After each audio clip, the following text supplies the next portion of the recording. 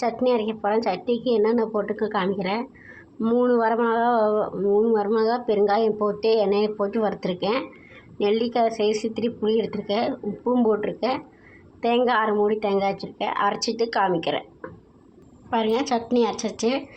உப்பு புளி காரம் எல்லாம் கரெக்டாக இருக்குது எனக்கு. அடுத்து தாளிப்பு போடுற காமிக்கிறேன்.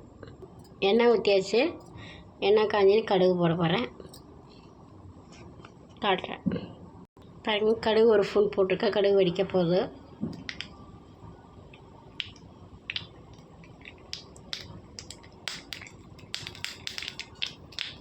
கடுகு வெடிக்கிட்டு கருவேப்பிலை எடுத்து வச்சுருக்கேன். கருவேப்பிலையும் போடணும்.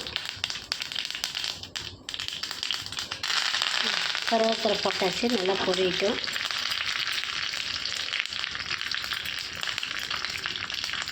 இதில் தாளித்து கொட்டணும்.